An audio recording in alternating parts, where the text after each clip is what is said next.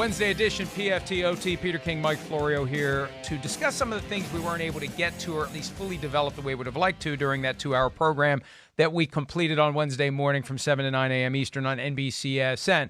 Peter, the topic that I'm interested in today, it deals with one of the other sports that is trying to get back up to speed. And, you know, amid the pandemic, which has been a horrible situation for everyone, the one very thin silver lining for the NFL, because it didn't hit during football season, the NFL has the ability to watch and study and learn from what other sports leagues will be going through as they try to restart months before the NFL has to even begin its season.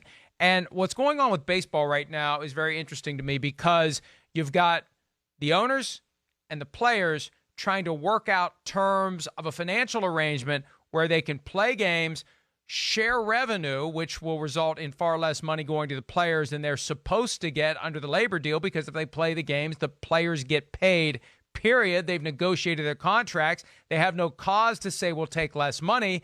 They would like to, the owners would, split the revenue 50-50. There's going to be a lot of pressure placed on the players to do this. And I mention all of it, number one, because they haven't worked it out. And number two, this is what's coming for the NFL.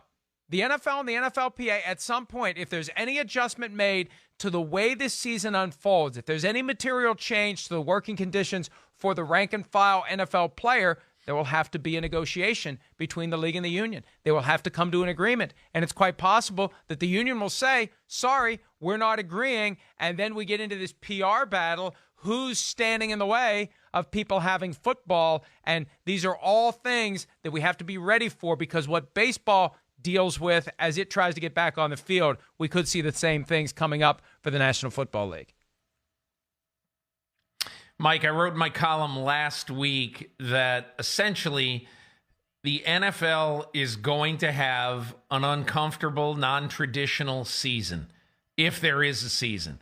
And what I mean by that is that what everyone talks about in terms of fairness, okay?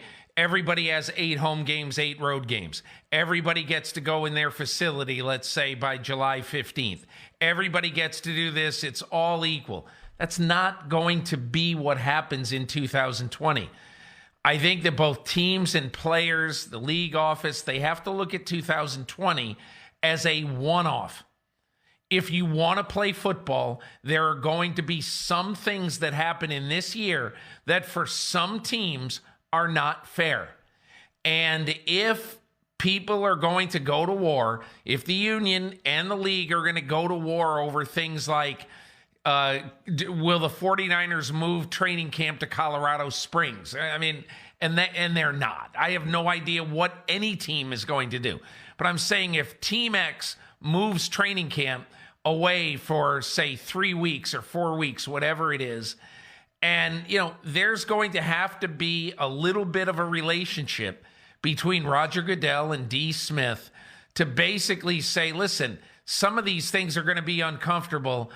And, you know, if you're the NFL right now, one of the things you probably say to the players is, look, this new CBA is going to work out to be gold for you guys. You know, so compared to what it would have been had you voted it down. But look, all I'm saying is that in general, teams are going to have to get used to doing business in an unconventional way for at least some part of this training camp or this season. And I agree with you completely. Where it becomes fascinating to me is when they do need the union to sign off on the changes that are going to be made. Because, look, whether it gets down to length of season, duration of season, major adjustments to practice routines, training camps being moved. If it comes down to it, Peter, that, you know, and I joke about the biodome concept of taking all teams and putting them in one location, whether it's Florida or Area 51, where they're quarantined from the world and they stay there for 4 months. Obviously, that's a major imposition on the life of an NFL player. You're taking him away from his family. You're taking him out of his home. He's going to be staying in some crappy dorm that they build for temporary purposes for, or whatever hotel rooms they find in the vicinity of these fields where they're going to be playing the games, and I guess there'll be plenty of hotel rooms available because nobody's traveling. But these are all significant changes to the work relationship, and the union's going to have to sign off. And that's where the public pressure is going to be tremendous, because we all want sports, we all want football, and whoever is perceived to be standing in the way of it is going to be the villain. And it could be that the NFL makes the players a very unreasonable offer, a bad business decision if the union takes it, but the pressure is going to be there to accept it. That's why it's going to be important, I think, for all of us who cover the NFL to scrutinize whatever offers are made, to understand both sides, and to be willing to say, hey, you know what? They're blaming the players for standing in the way here, but the owners are the ones who are being unreasonable. And look, Peter, as it relates to baseball, the 50-50 split, I see a lot of members of the media already blaming the players for not just taking 50-50. We know what the players aren't the ones, or excuse me, the owners aren't the ones who are taking the risk of getting sick. They're not the ones who are playing the games. I think you could argue that the players deserve more than 50-50 if they're finding a way to get this thing done under these circumstances. So I just think we need to be ready for the issue, and we need to be ready to understand the various positions that the union and the league will take when it comes down to it. And we need to be fair with the fans as to who's in the right and who's in the wrong, because I think these are all things we're going to be dealing with before the first football is kicked. Yeah, I heard something the other day, Mike, that talking about baseball, that the Boston Red Sox, basically by not playing a home game, their average home game, in all revenue at a home game, they make about $2.5 million. So think about it. That is about, over the course of an 81-game season, about $200 million that team will not be making this year. And so, look, I am not in any way up to snuff on any of the business issues that I've heard, other than the fact that I think it's pretty apparent that the teams that do well at home, probably the Yankees and the Dodgers and Houston and the Red Sox and those teams that really do well at home, St. Louis, they're going to be losing a gigantic amount of money. And if that $200 million figure is correct, that has to come to bear when you talk about how much money you're going to pay your players. The same way in the NFL, and look, it's a lot less percentage-wise that the gate means in the NFL, because there's only 10 games, 8 real games and 2 fake ones. But there's only really 8 dates at home that you make huge money. And so it's less in football. But I think that could end up being a real problem in baseball. And I don't know that they'll ever get to that point in trying to divvy up the pie in football. And one of the things to keep in mind as it relates to the NFL, the way the CBA is constructed, the way the standard player contract is written, there is nothing in there that allows the NFL to say to the players, we're not paying you in the event the season is canceled, which tells me, first and foremost, they will get the season in. That's one of the reasons why they're so determined to do it, because they have to pay the players anyway. But, Peter, also what it does when it's time to negotiate some of these alternatives that may pop up, the players have the ultimate leverage, because if they don't like the proposal that's being made financially to compensate the players if games are lost, or if they do a biodome approach where they move everybody to one location for the full season, which is highly unlikely, but we at least have to keep it on the table for now, the players can say, nah, we don't like any of that. Go ahead and cancel the season. We'll take our money. Now, look, it's going to wreak havoc on the NFL moving forward, and the salary cap for next year would plummet. But for this year, the players have the power to say, pay us even if they don't play. And that should give the players plenty of influence when it's time to figure out the contours of an NFL season. And, Peter, the bottom line is, and I don't disagree with the NFL's approach here, but the bottom line is the NFL is taking one very simple, basic public approach. We plan to proceed with the full season. Behind the curtain, there's a lot going on.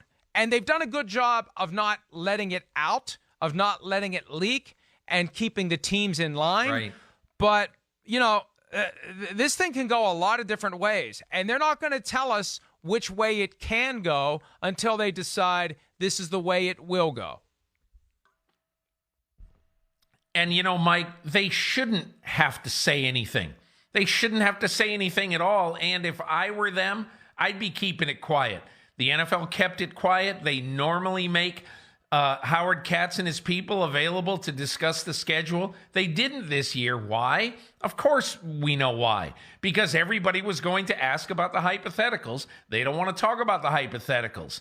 The next step is, okay, let's talk about these infection control officers. What are they doing? Tell us exactly their jobs. Make a few of them available. None of that right now. And so, to me, Mike, the NFL is keeping a lid on the things that right now they don't want to talk about.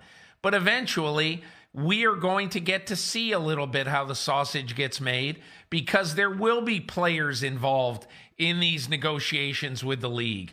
And we will start to hear things. We don't hear them right now, but we will start to hear things very soon. Yeah, look, the clock is ticking, and usually once we get to this point of the offseason, things start to rocket by, the days, the weeks, the months before you know it, training camps open. And we're going to know something, I'd say mid to late June, or maybe not, I don't know. Maybe they're going to wait until the last possible minute. Maybe we won't know anything. We may go through an extended stretch this summer where we're just waiting. And we're just waiting, and we're just waiting. And that's the posture we're in now. The teams are in that posture. And I think the NFL wants to get maximum information before it makes significant decisions. And look, as of right now, and you're the one that talked to Dr. Fauci, there's a lot that's unknown.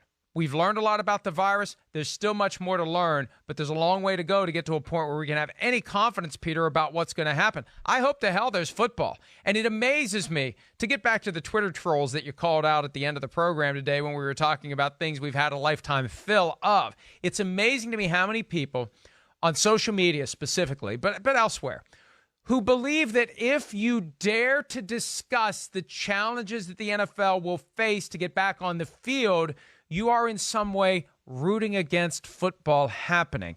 And that is one of the most ludicrous things I've ever heard. No, we want it to happen. And one of the reasons we're pointing this crap out is we hope that they are thinking of the same things, because this isn't something where we just say, see you Labor Day weekend, and we're going to play some football. There's a lot that needs to be dealt with. And by mentioning those things, we're not saying, oh, maybe there'll be no football this year. Maybe we can go without pay too for a full season, Peter. I mean, the thought that I wouldn't want there to be football. I've covered football for 37 seasons. And to be honest with you, it's the one thing that really still gets my juices going. I'm almost 63 years old. And, I don't want to retire.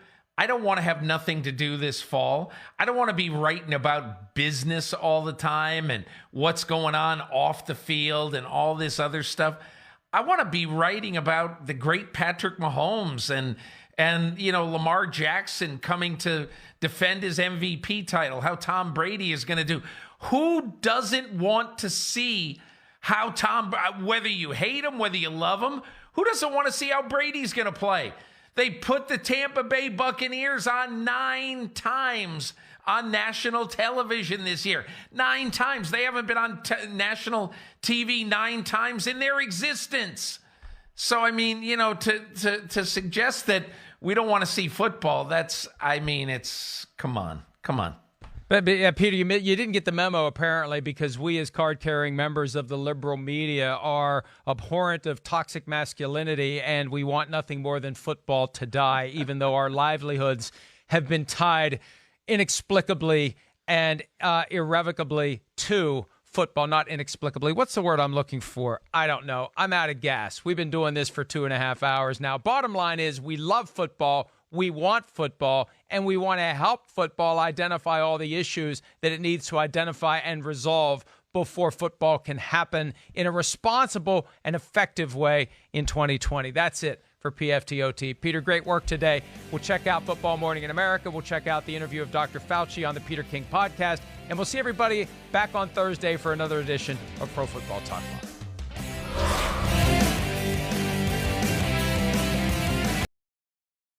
Hi, I'm Mike Tirico, and thanks for watching. Make sure to hit subscribe for the latest news and highlights from NBC Sports.